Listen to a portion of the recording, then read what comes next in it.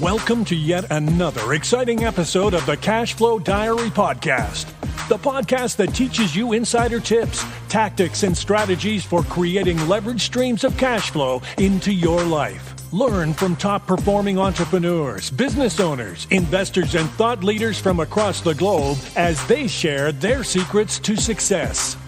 Like what you learn on this and other Cash Flow Diary podcast episodes?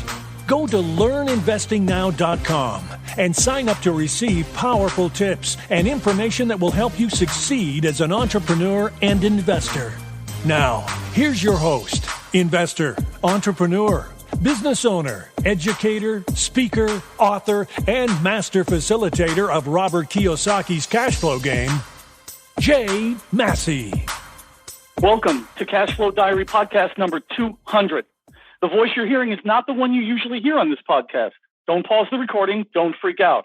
We are in for a wild ride today. And that's because we're all going somewhere very special together, into the mind and heart of Jay Massey. Folks, my name is John Klymshyn, and several months ago I had the privilege of appearing on Jay's podcast. Well, Jay and I had a great time doing that interview, and we're proud of it because of the feedback we received from across the globe. Today is a special day, and this is a special experience because today I get to interview someone I respect and admire as a professional and as a man, a leader, a teacher, mentor, educator, investor, philanthropist. Jay Massey is one of those guys you meet and want to spend more time with. He truly and deservedly grows by helping others grow. Today we have limited time to delve into his head and heart. And in the fashion of true professionals, we prepared for this in advance so that we could get the most out of it. Hopefully you have as well. So I will go ahead and give you a heads up right now. If you're listening and you do not have a pen and paper in hand, pause the recording, go get that, pull over, sit down, get ready. Because in just a few seconds, we will begin our journey. I'm going to ask some questions that people who follow Jay and who wisely subscribe have submitted in advance. I'm sure I'm going to have some of my own. So let's welcome Jay Massey to his own 200th podcast. Hi guys, I'm smiling so big. It's just awesome. I'm just smiling so big. It's just awesome. Yes. Well, we're here to turn the tables, Jay, and we're here to hopefully turn up the volume on what people learn from you.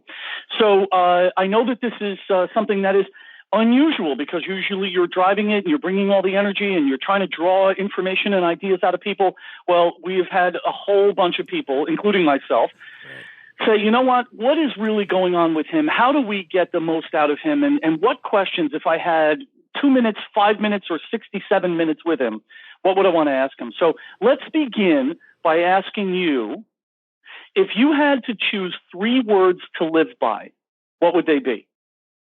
3 words to live by. Okay. I'm going to go with the first one that came to mind was integrity. The second one that came to mind was faith. And the third would be action. Integrity, faith, and action. So it's interesting that when we ask people questions that give them 3 things that we want them to find, usually the speed of their answer slows down as they get to the last one. So because when we ask people, give me your 2 favorite restaurants, they're searching for what the exact right perfect answers are because they want to give you the best ones they can come up with. Somehow, some way, when we ask people to come up with answers in groups of 3, we put those people to work creatively and they love it. So clearly, you have on your Skype outbound message that you're creating all the time. So let's walk through those words and if you would tell your audience what those words mean to you: integrity, faith, and action. Got it. When it comes to the integrity, it's simply living, doing, being everything that you can to do exactly whatever it is that you say. I mean, to all extents. It's not always easy. It's not always fun to let your yes be yes and no be no. But you work your way through the process to get to whatever you committed to. And no matter how flippantly sometimes. And that's that just teaches you to not be flippant with your words at the end of the day. And when it comes to faith, there's a lot that you don't know. Whatever it is that you're doing, you don't know. I mean, I don't know if my next deal is going to be great or not. I just know that I have to continue to move forward. I choose to continue to grow, to excel, to become something more than what I am today. That is part of the goal. I don't want to know. Sometimes it's good that I don't know all that's around the corner, because that's just a whole nother thing. But being around the corner, I used to be an individual who, this may be hard for some to believe today, but I would spend way too much time analyzing things and wondering, well, what about the outcome of this, and wanting to know that, and trying to make something perfect before I would start it. And that was just very detrimental to our personal growth, financial growth, to all those types of things that matter at the end of the day. And I had to learn to become a person of action, and often action. I would rather take action on imperfect information. So I tend to say it this way: I would rather take perfect action on imperfect information than taking imperfect action on perfect information. That's because often waiting to the information that's perfect, you're usually not going to take any action at the end of the day. And we've got to go out there and make stuff happen. That's kind of what we're supposed to do. Well, it's interesting that some of the verbal associations that come along with faith, right? Works, steps, path, leap. Right. All of those are action driven. All of those are you sitting in the corner in your room thinking about it doesn't help anybody. No, not at all. Not in the slightest bit. I mean, you think you're doing something, but you've not accomplished anything. And that was one of the things I had to learn is thinking is great. And there's a time for planning, but there's definitely a time for action. And planning is maybe 20% of the whole thing. Yeah, we got to get out there and get our hands dirty in some way, shape, or form. Yeah. We got to break a sweat and put the sweat on the bricks, and let's get going. It's what I call the feedback loop. I mean, no matter how perfect you think your business plan is, you don't really know until you've asked someone to buy it. And then you get to find out how wrong your business plan is. This is what you think is going to happen. In fact, you even think you know who the customer is. You think this is the tenant that's going to stay in the building. This is the type of person that's going to buy my widget. You think you know. You have no clue until you actually put it out there and go, will you buy this? And people start saying no and yes, and then you start analyzing what's common amongst these people. Why are they buying it now? Why didn't they buy it before? I mean, all of these questions, that's just part of the journey. And most people that I've run into have to learn how to free fall that way. I mean, we don't know what's going to happen from day to day. We just don't. We really don't. So if we act, then we have something that we can point to and say, well, it may not have worked, but at least I know now that that's not going to work. Indeed. And you're not stuck in this insane thing in your head that happens. I know I could be awesome and great at this, but I'm missing this piece. And we keep putting new carrots in front of us that say, I need one more thing before I can write the offer. I need one more thing before I can actually be the husband. I need one more thing before I can actually, make a difference. No, you have all those things already. So it is, it's related to risk. It's related to testing. It's related to being willing to, as you said, or as I said, one of us said, step out in faith. Right. Exactly. And you said, how do I know, why are the people that are buying, why did they buy? I would add one more question to that. If I find someone that does want to buy what I offer, I want to find out how I find more of those humans. I know, right? Immediately. Who do you know? Who do you hang out with? I want to talk to those people. Right. Can you bring 100 of your friends and, help me fill up this building? Yeah, that's exactly what I want. You got it. Clone yourself out. I will donate. Totally. Absolutely. Free TVs for everybody. Dude. So you mentioned a really good, interesting word there, because we have gotten some questions from some of your fans, followers, and friends. I had no idea that we would work out with 3 F's there, and appropriately they worked out to be appropriate. So that was just right off the cuff, which is interesting because I'm in short sleeves, but that's a very old joke. Anyway, what do you want to accomplish this far along in your journey? And that's funny that we've been thinking about that a lot lately, is what are we going to do? Who are we going to be when we grow up, type of thing. And one of the things that we've bandied about and continue to see ourselves as the investor's investor. So meaning the training ground, if you will. There are lots of individual courses out there on how to do XYZ in investing. But there's very few training grounds that say you can start from zero and will help you build your every facet of the business. I mean, investing, the operational side and learning how to run your building and work with paper assets and silver and gold and precious metals, all that technical stuff, that's important. But you also need the whole business foundation. There are business principles between the marketing and the sales and the HR and all the other stuff that goes along with being successful at delivering your product or service to the marketplace. No one's out there doing this. There's no hey, if I wanted to be an investor today, where do I go from zero to be able to become the hero that my family's looking for? It's just not there. So we fashion ourselves in that sense, being able to serve the investing community in that way. Now, we've got a long way to go and a lot of steps to get there. But that's definitely something that I've thought about a lot. I mean, if we could just become that place to where people come to become an investor. I mean, if you want to go to become a doctor, you know where to go. If you wanted to be able to have practical hands-on lab experience as an investor on a day-to-day basis, you don't have some place to go. This is one of the reasons I publish, for our members, I publish my diary. They get to see the types of things that I am going through on a day-to-day basis. And you see that some of it is rather boring and some of it isn't so boring, And it's all a question of perspective, my friend. Right. But that's the day-to-day, life of what does it take to build and run a portfolio and a business and make these things happen. Well, as you're talking, I'm hearing a lot of intersection, and I'm always tuning my antenna to intersections. The intersection between being an investor and an entrepreneur. Yeah. Because the way you talk about it is unique in my experience, in that a lot of people talk about investing. Hey, we're going to help you make X amount of dollars, and they don't answer the question how. They also don't address the larger issues. Like, if you do come to the point where you're going to own a whole bunch of units, you're going to need people to manage them, people to support them, people to repair them, right? Right.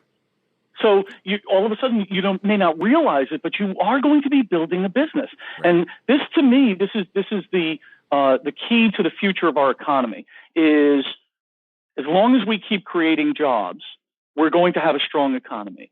And when I say we, I mean you, I mean me, I mean everybody listening to this.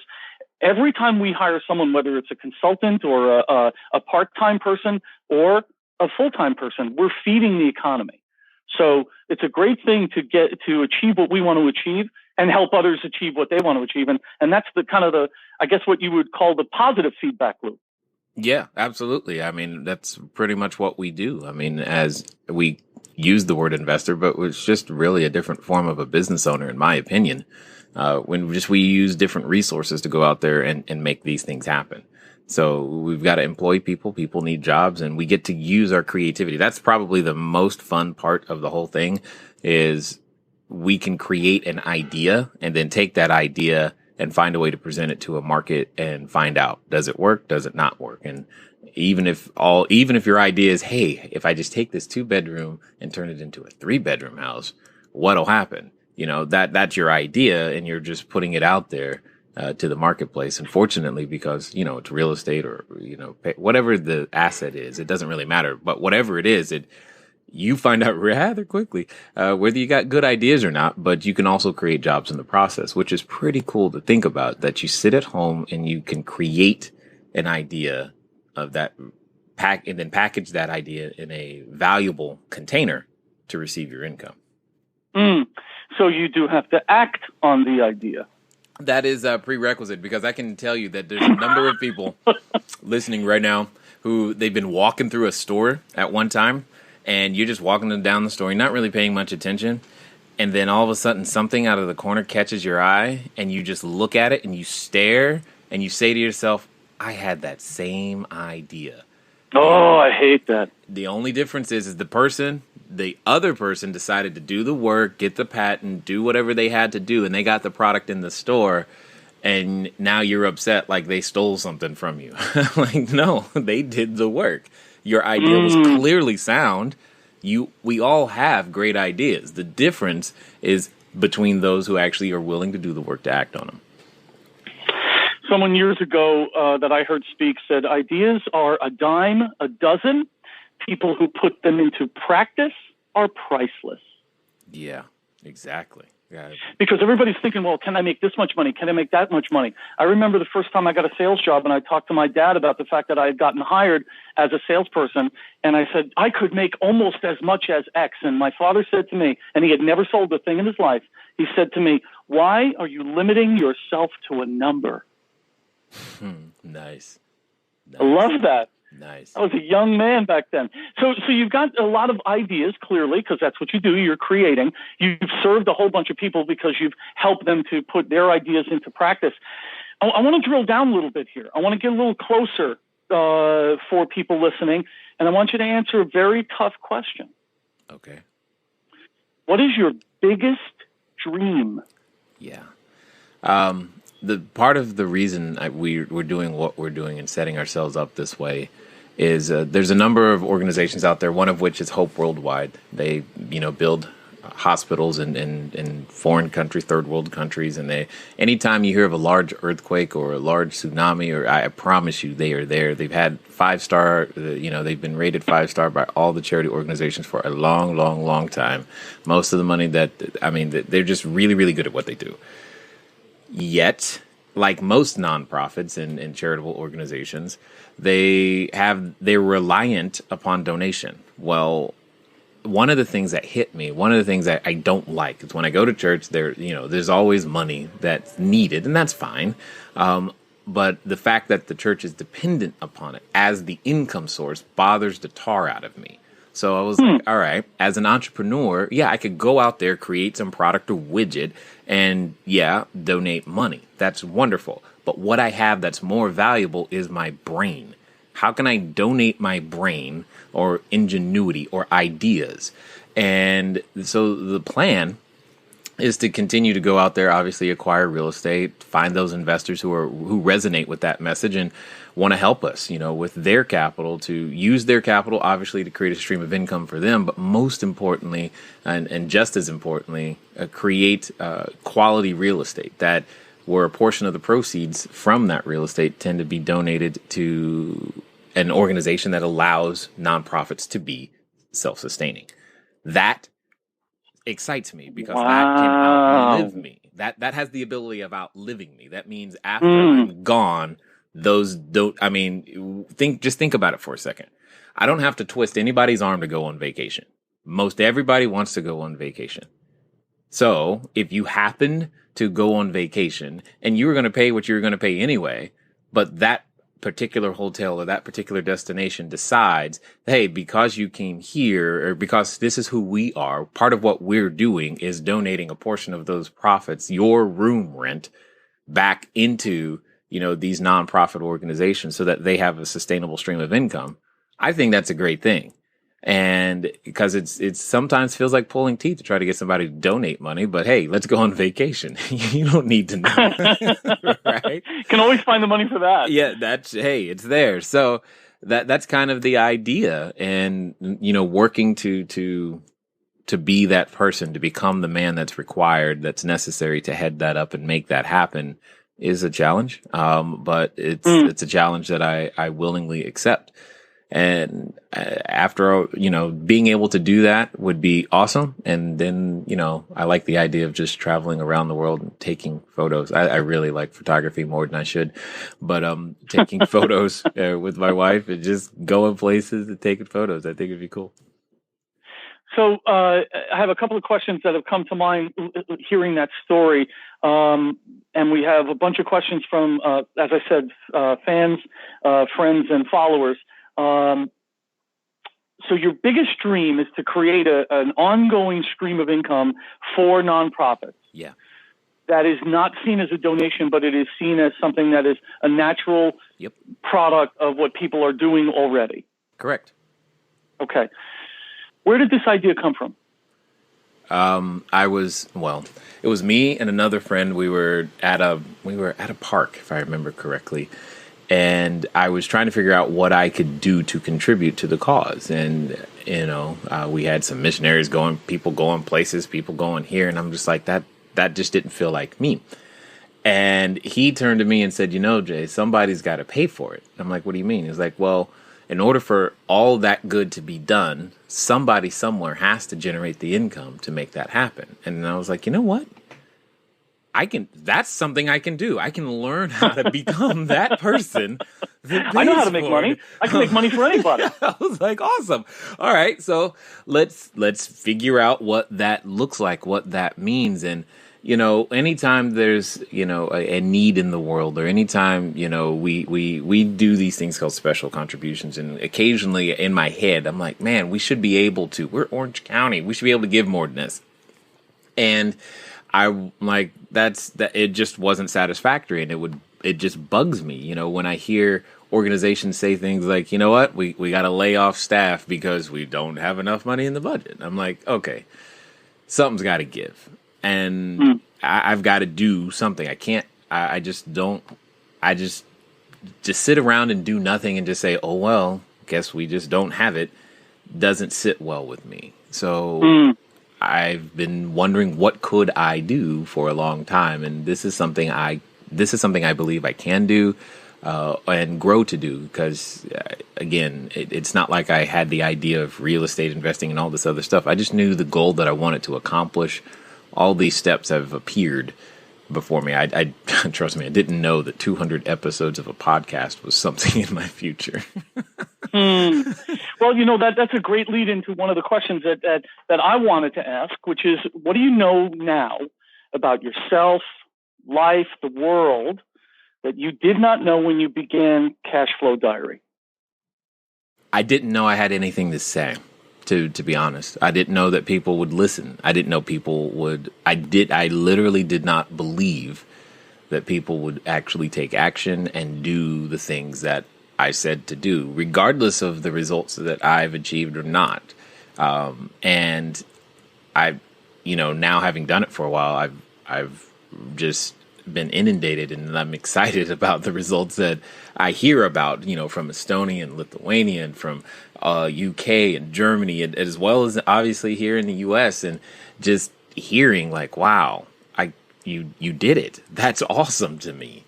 And people give me credit, and I'm like, I don't know that I deserve it. I just was trying to document something for my kids. I didn't know, that it would be that I would make a difference at all. Okay, so you dropped something in there that I want to pick up on. You said the intent was to document something for your kids. Yes. So that's where the idea came from? Yeah. Cash Flow Diary started because I wanted to. I had some business mentors pass away, and I got concerned about what would I pass on, and other than real estate. Yay, they get real estate. That's wonderful. But I think what is way more valuable is my thought patterns, how I learn to think differently, how I view opportunity and challenges and getting through them, the people that I've met, the books that I read, and what I interpreted from them. And I just wanted to document that. I felt that was more powerful, more usable. And a friend said, hey, you should tell adults. I bet you they'll be interested in that too. And I'm like, well, you got the right friends, brother, because, the first friend told you should get involved in paying for these charities' ongoing work. The next one says that you should create this ingenious business. I want to come to dinner with these friends. I know. And I'll pay for it. Yeah, well, if that's what it takes. Yeah, we might have to work that out. I'll let them know. I love it. And that's basically how it began. It was a process to document, and I consider all of our members the test cases. It was like, have I documented? I figured if they could do something, if they could actually go from zero to accomplishment, that told me I had documented. That was the confirmation I needed. I documented that process well enough. So that, hey, if some random stranger who had no background, no knowledge, nothing, can go from zero to something and an accomplishment, I was like, okay, cool.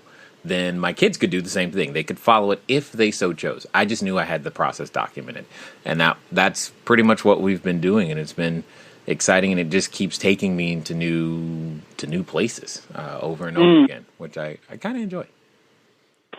You know, it's very exciting to me to hear that your language is consistent, that your tone is consistent, because we've had a couple of different opportunities to interact. Mm-hmm. And during our last conversation prior to today's recording, you said something to me. I said, so what really is the overall goal here? And you said, we want to take people from possible to probable.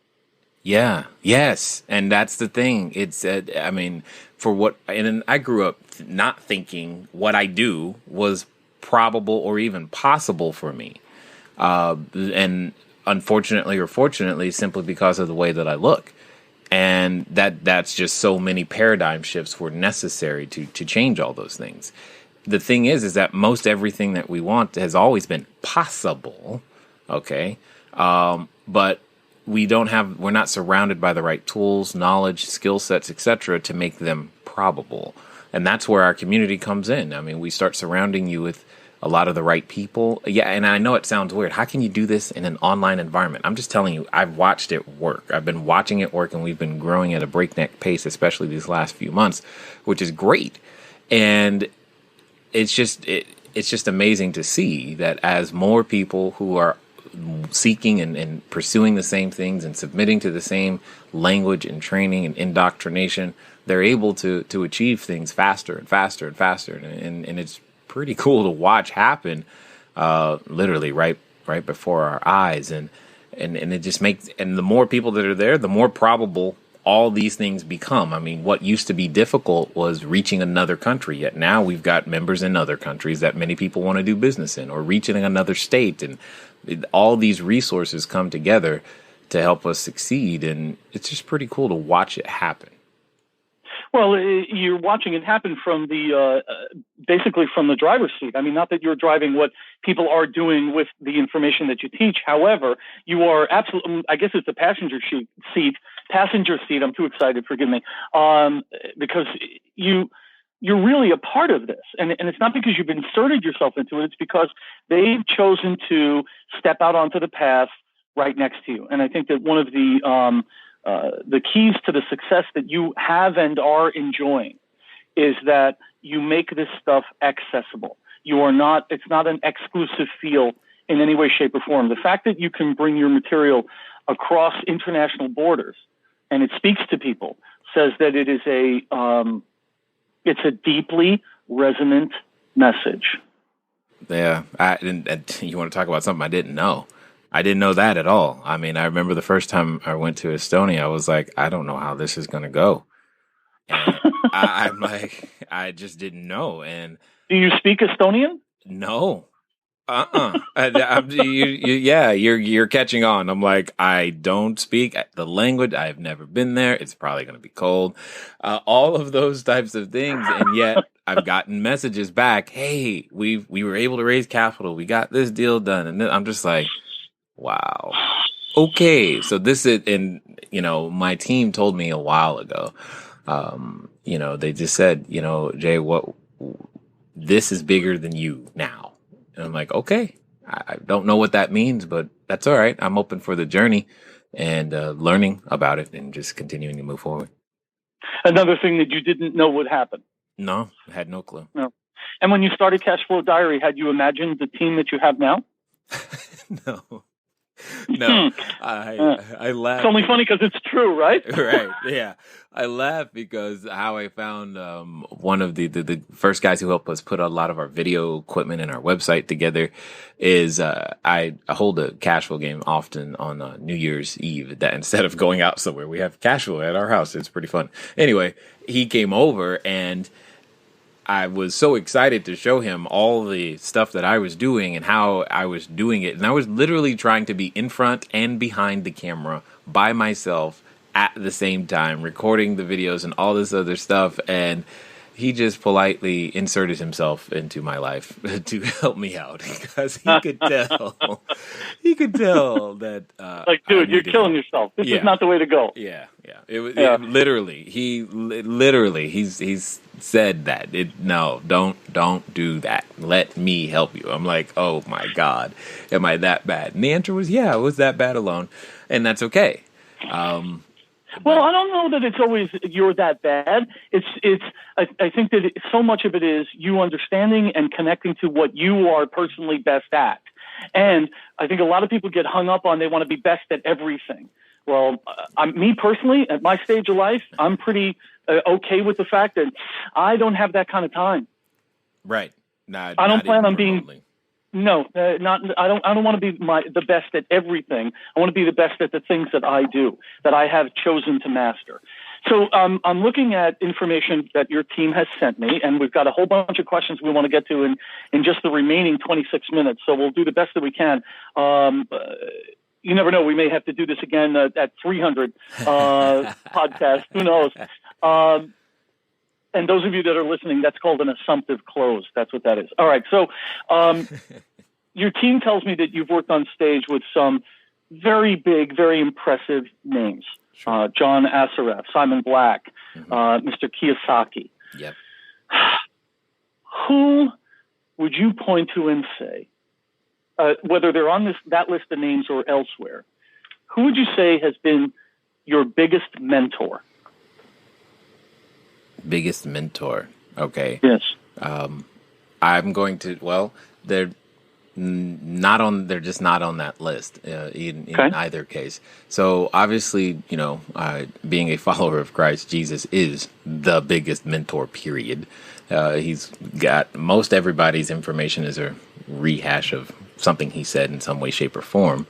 So that is consistent and constant and has been there the entire time. I'm too darn chicken to be in this position if it wasn't for him. That's for sure. There's another individual out there. His name is Stephen Gregg, who took me and helped me to learn all of the basic foundation from networking. I mean, he was the one who forced that. And when I say forced, forced me to go to Toastmasters. I did not want to go to people.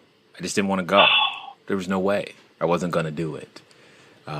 He showed me how to sell, how to actually have a conversation and sell with and to people, and not be afraid to challenge them on the crazy things that people say sometimes in sales situations, and help them to a decision. And I was able to watch him do that time and time again. I mean, a lot of the basics of just understanding that people stay where they grow, period. And us, that's primarily what we do. People think we do real estate. That's true. Real estate is how many of our members express what they've learned. But what we're really doing is we're helping people grow personally and professionally in all kinds of different ways. And that's exactly what will happen. If we can build each and every member, help them learn to think differently, become better, and understand the world and see it differently, whether it's real estate, whether it's stocks, precious metals, it doesn't really matter. Whatever it is, whatever business you've got. I mean, we've helped people with iPhone apps, some people who wanted to do music and movies and entertainment and sports people. It doesn't really matter. What matters is who that person is under the skin, so to speak. All that other stuff on the inside is where we reach in to pull that out and give you framework with which to express it so that you can go out there and achieve a result. There's a word tapping on the back of my brain, asking to get led into this conversation, and the word is character. Yes. Yeah. You're looking, whether or not you intended it when you began, but interestingly enough, it seems to me that you are attracting people to your community that are people of character. Yeah. Yeah. And that means that doesn't mean they're perfect. Doesn't mean I'm perfect. It means we learn. Well, and when we find and discover and uncover a failure or a flaw, we fix it. Period.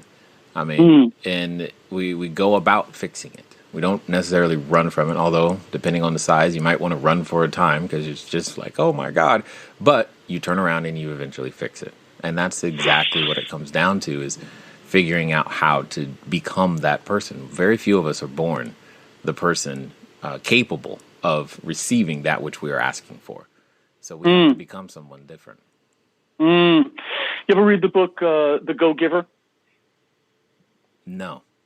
Okay, great book. I'm not a co-author, so I'm not pitching one of my own products. It's a great story, and it's told in the greatest teaching style in history. Jesus used it continually. It's called the parable. Right? Yeah. There once was a man. As soon as you hear that, as soon as everyone listening to this hears that, they think that that guy is someone that they know, or it's them. And in this book, The Go-Giver, they talk about how important it is to be able to receive. The example is the mentor says, I want you to exhale. I want you to get every ounce of breath out of your lungs, and I don't want you to inhale. Well, guess what? The guy can't do it. He has to inhale. We have to receive in order to give. And that is not an easy thing for a lot of people to get their head around. And I would suggest every one of your listeners that they would go out and get a copy of that book and read through it slowly and read through it about 3 times like I did. And you know what a fanatic I am about sales, Jay. Everyone listening to this needs to go find a Toastmasters club tomorrow, check it out, try 2 or 3, and get busy on the program. For the amount of money that you invest, I know, and the little amount of time that you have to sacrifice, the return is phenomenal.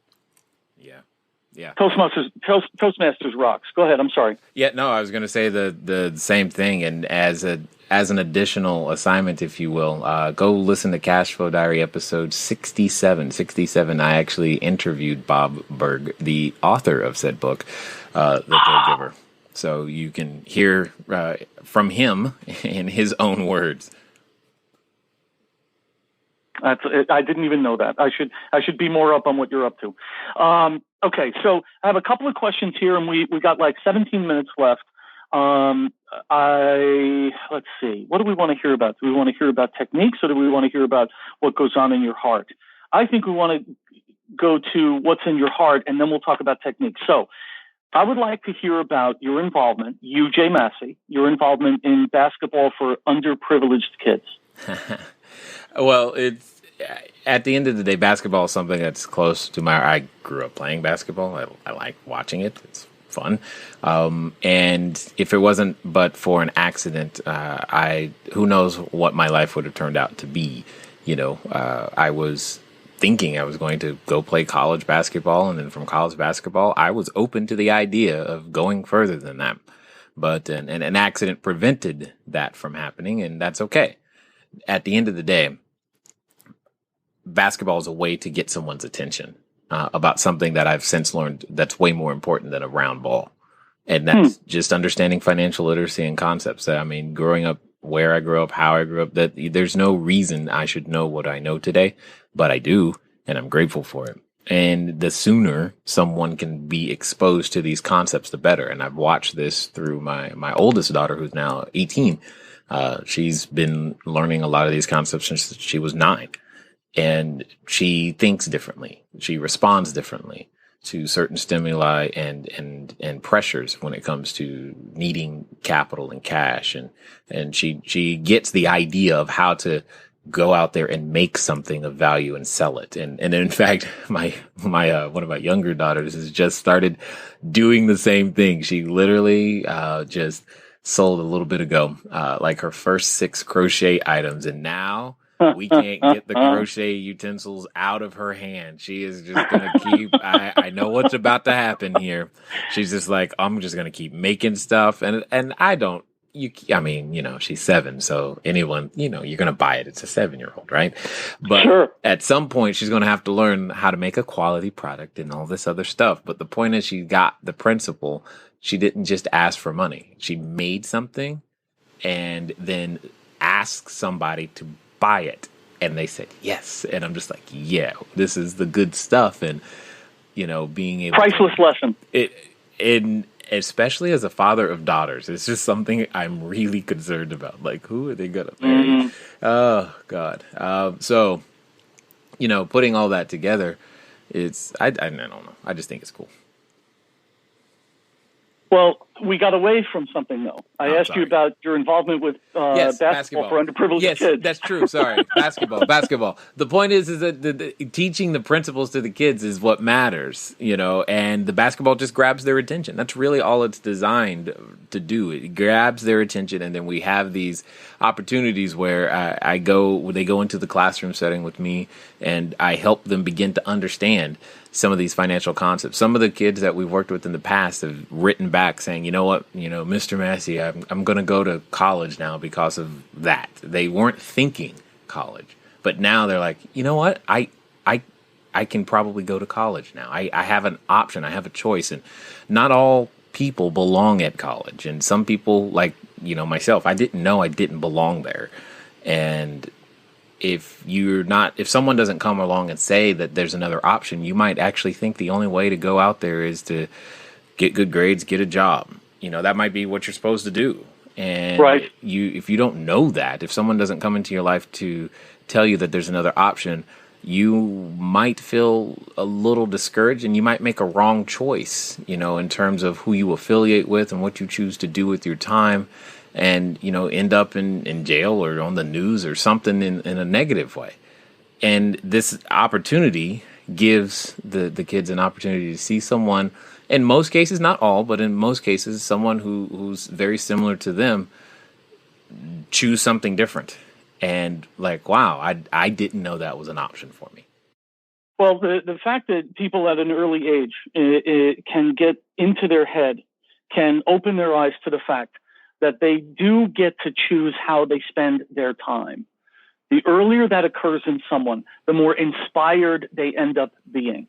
Right. And to me, part of the reason that I constantly tap on your forehead and try to get some of your time is that I choose to be around people that inspire me. Because what do I do all day is I go out and hopefully I'm inspiring other people. It is a catch fire kind of thing. It doesn't, that energy doesn't deplete. It only increases with action, only increases with contact. So we've got like 4 more questions I want to get out of you, but unfortunately we're limited on time. So I'm going to pick a couple. Let's just go for it. Let's just go for it. All right. And I've been taking furious notes because what I've done is chosen to put together a closing that reminds everyone what the key points that I got out of this are. And hopefully that doesn't mean that they're going to fast forward through it just to the end. I think they should hear the nuance and the different pieces that you brought to this. So a couple of people from Facebook had some great questions. And one of them is, what circumstance challenged your dedication to making your business work, and how did you handle it? Do you mean today, this week? Okay. Challenge. Isn't that funny? See, what they think that it's this one thing, right? Right. They think that it's this one day, this one problem that you had. You solve that problem, boom! All of a sudden, you got however many units you have, and you're teaching, and you're going to Estonia, and all this other stuff. How often are you challenged? And answer me that question. I'm challenged every day. Period. Something goes crazy every day. Now, is it? You remember what happened the day you and I had lunch? No, because it wasn't. Your shopping cart crashed. Oh, yes. Yeah. I do remember that. And but that day and that moment, that was a high intense moment of, oh my God, this is happening. I don't remember. I didn't even remember it. When you said that, if you hadn't said that, I wouldn't remember. I would have been like, what happened that day? I don't know. And, there's so many challenges that come, and they come from everywhere. And that's okay. That's part of it. Learning to be flexible. One of my mentors used to say, "Blessed be the flexible, for they shall never be bent out of shape." I like that. You have to be, because you're dealing with hundreds and sometimes thousands of people on a daily basis. And that's, people are people, and that's okay. It's just so there's a challenge every day. There's not a day that's challenge free. Trust me. If it's not a challenge in business, remember, I have 4 children. Oh. One of which is in college, so she'll bring her challenge, into the house. I have a spouse, a wife. She's got challenges. I mean, there's going to be a challenge somewhere. There are always. Well, challenges. Let's tell the truth. You're her living challenge, brother. Yeah, right? Exactly. Good thing you're interviewing me, not her right now. I understand. So this leads into the next question, which came from Facebook. What habits, ideas, and principles built the man that is Jay Massey today? The biggest habit, idea, and principle all come, again, from the Bible. I am praying constantly because I'm consistently emotionally overwhelmed with the responsibility of leading the people that follow and providing clean, safe, affordable housing and keeping the jobs going, all that stuff. That is consistent. But that's a principle in the Bible. Also asking where plans fail for lack of counsel. One. And where there are many advisors. Plans succeed when there are many advisors. And I'm consistently walk with the wise. Yes, exactly. Because I know I'm certain I don't have all the answers, and I strive to be I make joke of this, but I really do strive to be the dumbest person in the room. That's like my goal. If I can achieve that, then and it doesn't mean I don't know stuff. It just means about their special thing, they know more than I do, and that's what I want. Well, I've been a musician all my life, and Pat Metheny is a famous, gifted guitarist. The legend is that he was teaching at Berklee School of Music when he was 19 years old. This is just like one of those people that's been touched on the forehead by God himself. And he said, the second you realize that you are the best musician in the band, you need to quit the band. Right. It's not about you being the best or shining the most. It's about you being able to learn from and draw from other people. So what makes you get up every day? Someone on Facebook wants to know. Well, what makes me get up is the people that I haven't met yet. I mean, I strongly believe that there's a husband, there's a father, mother, sister, brother out there they're looking for a solution. And I believe that we can solve part of their challenges, and they need to hear the story. They need to know that it exists, that there's something that they can do about it. They don't have to just accept, oh, well, I guess I just can't. And I'm looking for whoever they are so that they have an opportunity to know that there's something that they can do, that there's a responsibility that they can take, and that people are looking to them to become something more than what they currently are. And they're out there.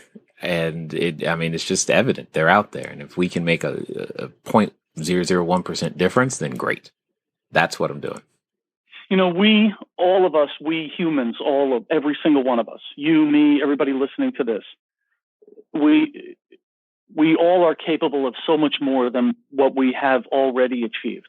Right. And it doesn't matter how old we are, and it doesn't matter where we grew up, that if someone has somehow, some way been funneled into your audience, then they can either follow or exceed what you've accomplished. Yeah, I hope so. They better. They should. I mean, if they're listening. In theory, that's like if someone goes through a forest and cuts a path and it only goes so far, in theory, you should have enough energy and ability to go further simply because you didn't have to do the work that they already did. But it goes back to one of your words. It comes back to action. Yeah. Gotta act, man. That was in the greatest salesman in the world is, to me, the single greatest piece of literature ever written on the topic. It's told, oddly enough, in parable form. And one of the key things that he asks the reader to read again and again and again is a scroll and an instruction that begins with those 3 words: I will act. Yeah. Yeah. Becoming a person of action is absolutely key. Implementation is my strongest skill set. And it's also like what you said before. It's not, I didn't have this one challenge and that fixed everything. It is a constant developing, right? Right. Yeah. One challenge. I know. It's kind of funny. Sometimes I might wish it was just one thing. No, not even close. But that's okay. That's all right. That's what keeps, that's the other thing that creates the opportunity, is because it isn't just one challenge. Because it's not just one thing, because it's so pervasive, quote unquote, it actually keeps people from being your quote unquote competition. So you're only going to be competing with people who are willing to deal with challenges, because at some point, the rest are going to just drop off. They are, and a lot faster than you probably think. And the more we're concerned with whether or not they drop off, the more we're impeding our own progress. Yeah. No need to, it's not like you got to keep an Excel sheet or a chart.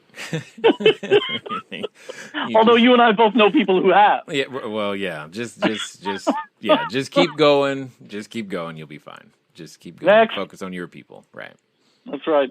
All right. So 2 more questions. First is another one from Facebook, and then one is selfishly, it's from me. And then I want to do a closing, and I want to see if there's any final thoughts that you have.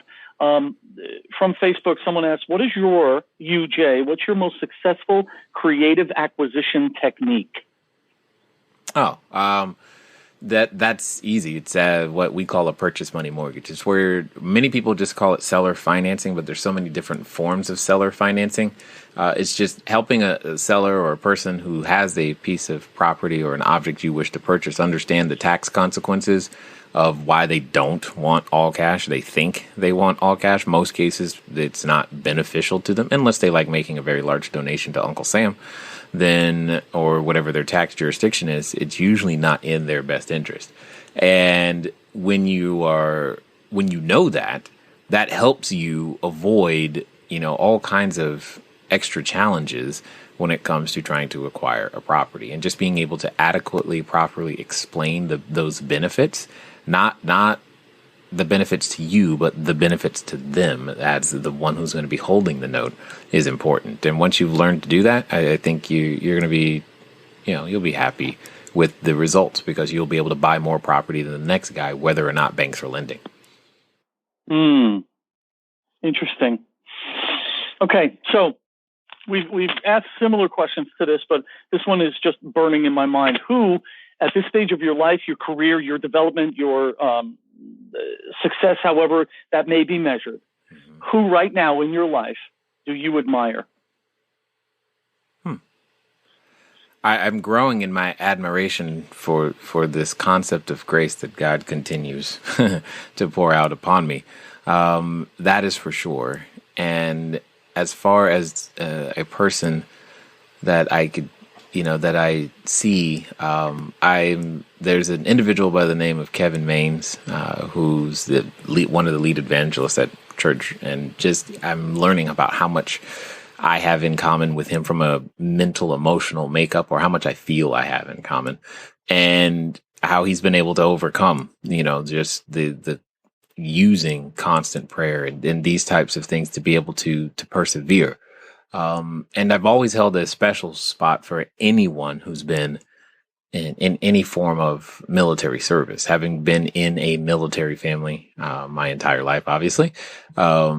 I have an inside understanding of the sacrifice, and right now that sacrifice is huge. It's always been huge, but it's just huge. And I get to do what I do. People get to listen to this because of that. We don't always make the direct connection, but it's definitely there. And the families that are behind are making just as much of a sacrifice as those that are actually on foreign soil. Okay. Well, I'm going to give you about 30 or 45 seconds to come up with any kind of closing comment, remark, what's the word I'm looking for? Admonition, anything that you want to close this out with. But my notes are extensive, and I just want to walk through some key points that I have gotten out of this time, because you spending this time with me has been a blessing to me, because it has done a variety of things. It's validated things that I thought I knew. It opened my mind to exploring things that I don't know anything about. and it gave me more time with you. So all of those are deeply valuable. At the beginning of our time together, Jay said that the 3 words that he would use to say that he lives his life by are integrity, faith, and action. I wish I could say each of them with the emphasis that he did, but that's the closest I can get. Second, it didn't happen right after that, but he continually talks about options. We have options. Every minute of the day is a precious thing that we can choose to spend in a profitable, in a servant mode, and both of those do work together. We are here to have some sort of success in life. And isn't it funny that the more we serve others, the more full our life becomes? You didn't say these words, but I wrote this down because I believe that this is how you operate. You're encouraging people all over the world to follow their heart. If their heart says that I want to do something challenging and exciting and will impact people, boy, coming up with clean, affordable, low-cost housing, that elevates all of us. There's an undercurrent to what you say that I picked up when you interviewed me. I picked up when we spent time one-on-one, and how important it is. And I think I boiled it down to 2 words, which are learn willingly. Yeah. Be willing to hear what teachers have to say and learn it, not memorize it so you can get it right on the test. The Buddhists say when the student is ready, the teacher will appear. And that doesn't mean, okay, well, you're this age now, so a teacher should show up for you. Ready means humility. Ready means willingness to serve. And these are 2 words that I'm going to put into a LinkedIn post before the end of the week. I'm going to start spitting them out in my presentations. Learn willingly. And you said a couple of different ways to put your ideas into practice. I know that you and I have talked about how important it is to start the day by answering the question, how can I serve today? I would point everybody on this that's listening to this to go back to our podcast, which I believe is number 168. It was a fun event, and it was very well responded to, and it should not just go off into the digital ether. And the importance of getting into Toastmasters. Anyone listening to this, for any reason at any age, no matter where you live, Toastmasters is an international organization that is dedicated to building leaders. And it may sound painful, but it is the absolute, it's a clear, defined, you were talking before about, cutting down all the trees in the path in the forest. Boy, Toastmasters has done that and invites everybody of every background, of every ilk, to learn these skills, to learn willingly. And that just is so powerful to me. I personally, again, I want to thank you for taking this time, and I want to hear how you want to, what do you want to leave all of your listeners with as a result of this podcast? Hey guys, and I just want to thank you, John, for having the crazy idea to shake things up. Hopefully, we didn't shake it up too much, and they're still listening. And at the end of the day, I hope so. We're just modeling exactly everything that we've said. You have an idea of how things should go. Try it, find out, get the feedback, figure it out. No longer do you need to sit on the couch. Just go out there, put your idea out there in the marketplace, and find out. You don't know the greatness that's inside you. You just don't know. You think you know. You think you have an idea. You don't know what you're made of until you are forced into a situation to try. And I'm saying go out there and force yourself to try. Actually give yourself a shot to become more than what you've seen yourself be at this particular moment. Guys, gals, it's been fun talking to you guys today in a completely different way. I look forward to talking to you soon. Until next time.